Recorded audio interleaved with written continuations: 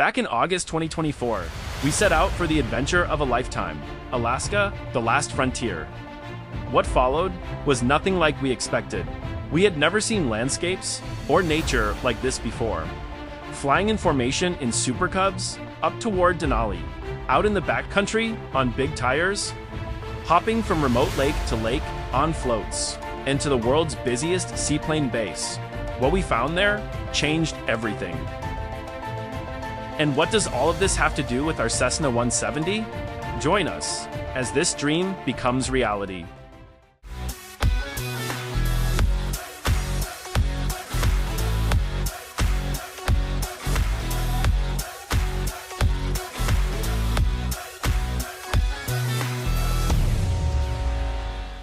When we drove from Austria to Frankfurt in August 2024, we still couldn't believe what was about to happen. Are we really flying to Alaska? Is this dream actually coming true? Just a few hours ago, we left the Alps behind, and now, after a direct flight from Frankfurt, we're here in Anchorage. We'll spend the next week at Visno Lake near Wasilla, with Apex, Alaska Aviation experience.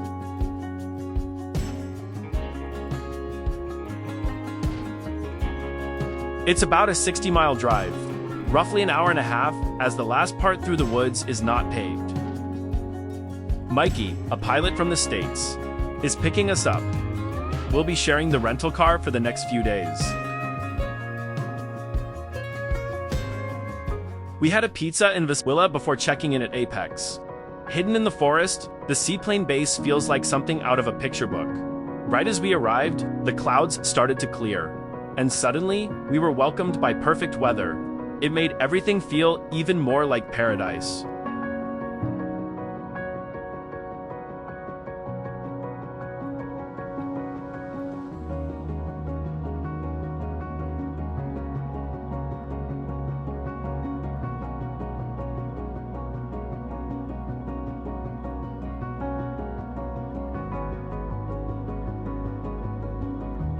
Another kind of paradise for us, our hangar home. Everything brand new. What more could you ask for? The next morning, we woke up to the sound of an engine. And guess what? A Super Cub taxiing out. On the same road we had arrived on by car. Unbelievable for us, planes and cars share the road. Before starting our seaplane training, we got to fly a bit with the local bush pilots Eras and Steve. Getting familiar with the area and settling in after the journey, we depart Wasilla with Eras, heading for the Alaska Range, home to North America's highest peak, Denali, 6,190 meters. And the question is always the same: will it show itself, or hide in the clouds? We pass Talkeetna, the starting point for many Denali expeditions, and right away, we're struck by the rising terrain. Anchorage and Wasilla sit just above sea level, but out here, the mountains rise fast. Steep, rugged, impressive.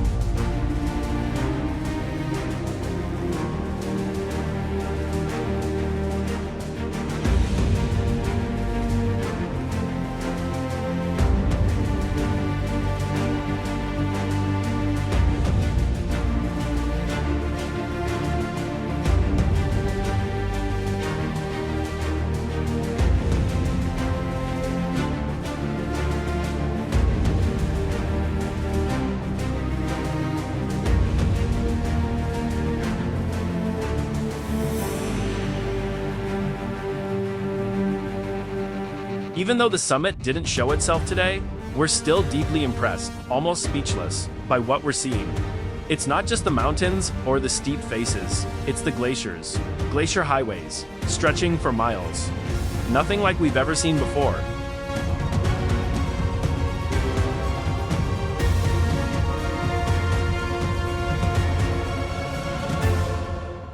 We have glaciers in Austria. But this is something else. The scale, the sheer size, it leaves us in awe.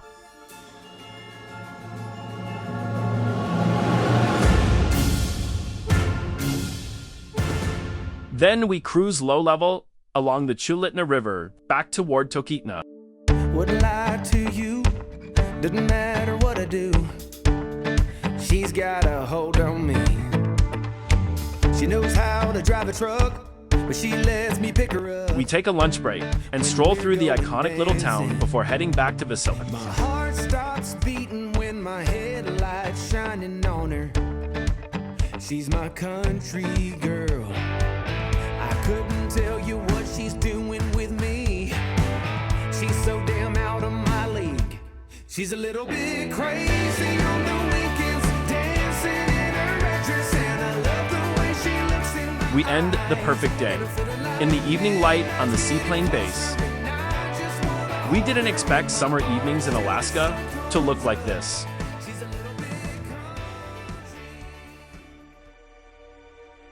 The next day, we're heading out with Steve in his Cessna Skywagon.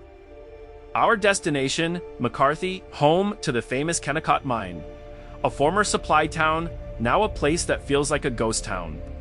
Right on the edge of Wrangell St. Elias National Park. Steve actually grew up in McCarthy, so we're not just lucky to get a private tour of the village, full of stories you won't find anywhere else. He also owns property there, with his own private landing strip.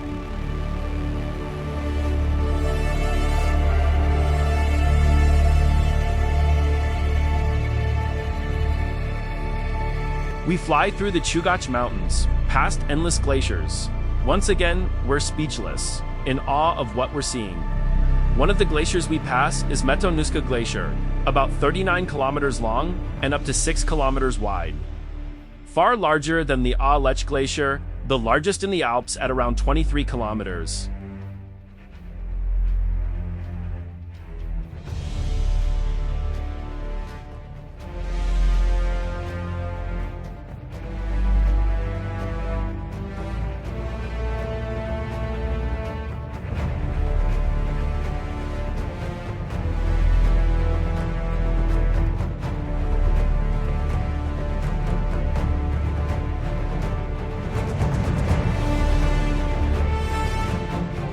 Then we reach the mighty Kennecott Glacier, a 35-kilometer-long valley glacier in the Wrangell Mountains, with the historic Kennecott Mine sitting right above its glacier tongue.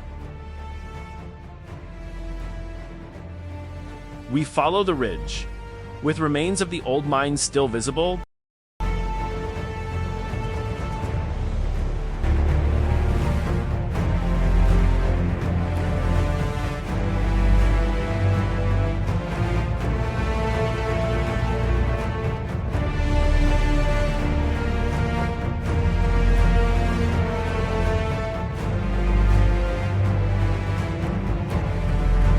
Then, the small landing strip comes into sight, surrounded by tall trees.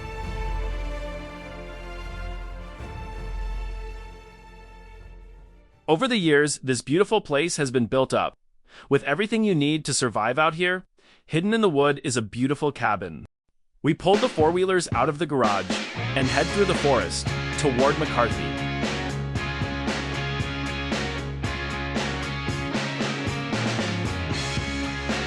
After a quick lunch in McCarthy and stories from Steve along the way, we head up to the Kennecott Mine, built over 100 years ago. This remote place once produced some of the richest copper ever found. Then we head back and hop over to the Peavine gravel strip, 14 miles east of McCarthy.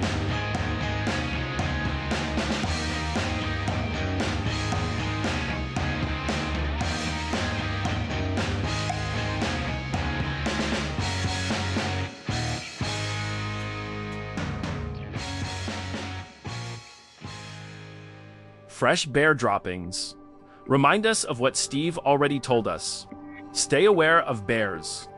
and make noise at all times. We follow the riverbed just the way we love it, low and slow, heading toward the Chugach Mountains and Valdez, where more towering glaciers and rugged mountain landscapes are already waiting for us.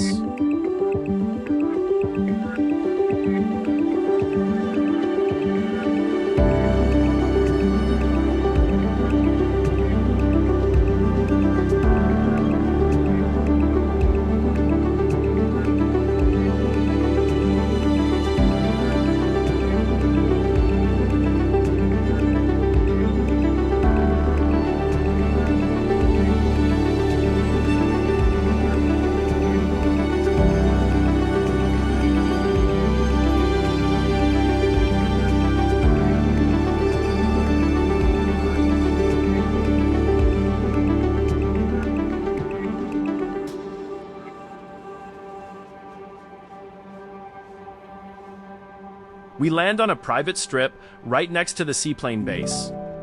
The evening comes to an end with a briefing and safety instructions for our next highlight, flying on floats.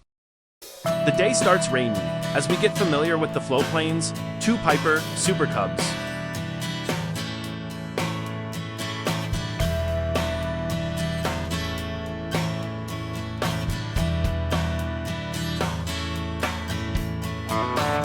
We did a few landings before heading out to some nearby lakes. After telling our instructors we had a lot of formation flying experience and wanted to fly together, they were all in, and just like that, we were out there, each in our own Super Cub, yet flying side by side. It was incredible to share these moments and everything we were seeing together.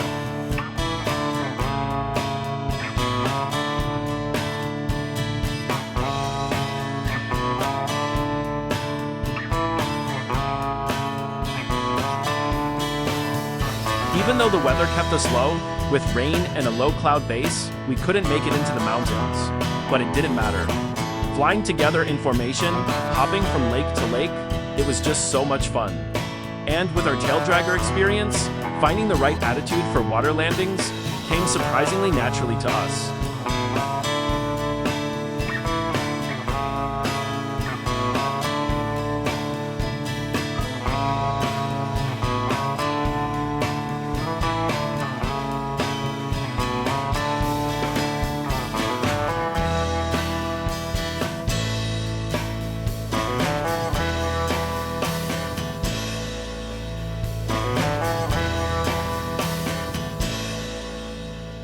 Then we headed back to base. Of course, in formation. The next day started rainy again. Time to get the drone out and capture this unreal place from a bird's eye view. And the good thing was, even though the base felt remote, deep in the woods, it wasn't too far off. Wasilla was only about 10 to 15 minutes away, close enough for some shopping or a quick lunch. And even a museum showcasing Alaska's transportation, industrial, and cultural heritage. But we were lucky, we got to head out again, even though the weather stayed mixed over the next few days. Typical Alaska.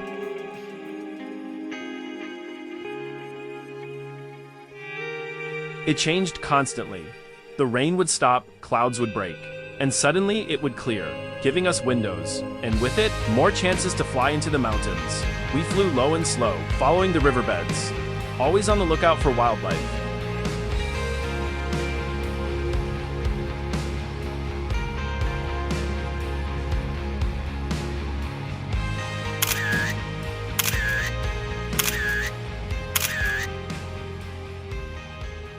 Then, we were finally able to land on remote mountain lakes, smaller lakes, even one they called Banana Lake, because of its curved shape.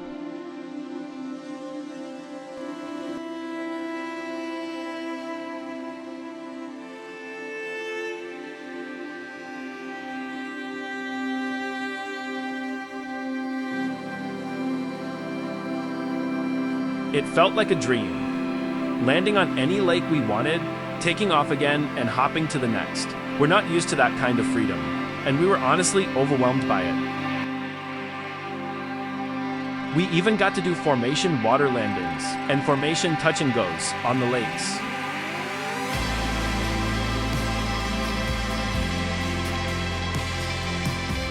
It felt like a huge playground to us, something we simply don't know from Europe. During our step taxi practice, we even did donuts around each other on the water, all under the watchful eyes of our instructors, Finn and Artoon.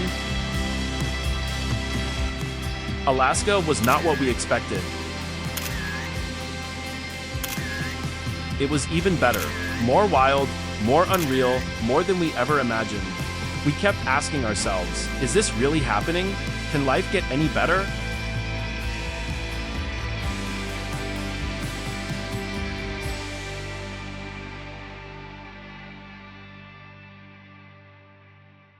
After days of flying, our final day on floats had come. One last highlight was still waiting for us. Following a detailed briefing, we headed for Anchorage. There was one more bucket list item: landing on Lake Hood, the world's busiest seaplane base. The approach and departure take us over Cook Inlet, right alongside Ted Stevens Anchorage International Airport. Heavy jets on one side, Super Cubs and Beavers on the other. And just north of the seaplane base, there's another small airport connected by a road that's also used by amphibious aircraft. As empty as the airspace over Alaska often feels, it's a whole different story here. Traffic is busy, and you have to follow the procedures precisely. We were coming in from the north, and right after landing, we had to taxi along the edge of the lake to avoid interfering with other traffic. We wanted to dock the planes and grab a late breakfast at the deck at Lake Hood. Unlike the remote lakes we'd been flying to, Lake Hood has designated water runways and a defined slow taxi channel.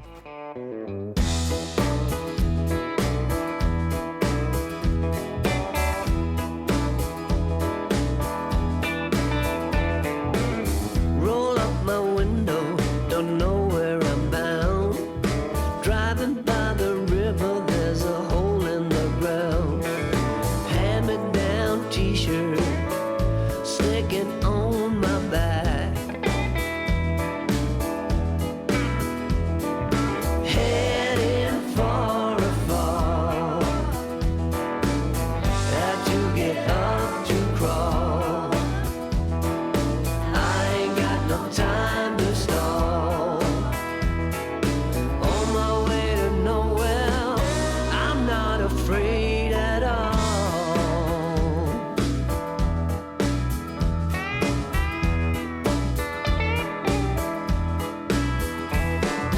Then we head back toward Bisno Lake. Can stand the fresh air. With the weather turning out better than forecast the next morning, we got one more chance to head out into the backcountry with ARS and practice a few wheel landings. Even though it was a nose-wheel Cessna, it was still really interesting to get familiar with larger tires and how the aircraft behaves with them. And guess what? Now we have our own Cessna 170 on big tires, but more on that later. The view alone made it worth it, as we followed the Knik River all the way to the Knik Glacier, one of the largest glaciers in south-central Alaska, flowing down from the Chugach Mountains, a landscape that's constantly changing. Carved by ice, we got to do our first real off-airport landings on sandbars, with massive glacier ice towering in the background. Keep talking good, keep talking sweet, keep sugar raw, baby. I got you good, I got you sweet, got you on hold. My baby knows what I'm all about, what I'm all about. My baby knows what I'm all about, what I'm all about. Keep moving fast, keep moving slow, keep rhythm up, baby. You got me good, you got me sweet, got me on hold. Baby knows what I want, baby knows just how I'm feeling now. You got me locking, walking, stalking, rocking, freaking, and freewheeling for. And with that, our flying chapter in Alaska comes to an end. But our journey continues. A one-week road trip lies ahead. Then I'll be at your door. To explore the largest state in the US from a different perspective, to understand the people and the culture. I plan to let you know the longing of my heart, the wish I can, And to truly take in everything we've seen and experienced over the past days. whenever we're apart. It takes me We take a bus tour through Denali National Park, drive all the way up north to Fairbanks, and then make our way back south in a big loop, all the way to Homer and Seward. Everything we experience along the way, the wildlife, the landscapes, leaves us speechless. We know one thing for sure: we have to come back. There's something about this place, a feeling that's hard to put into words, and after everything we experienced in the air, we decided, right there in Alaska, to finally start looking for a tail dragger of our own, to bring a piece of that feeling back home, and that's where it all started. The journey that would lead us to our own Cessna 170. Since then, we've done mountain landings, and even flown all the way through Scandinavia, all the way up to Lofoten Islands. And here's something else we can reveal: Seaplane Flying has neither let go of us.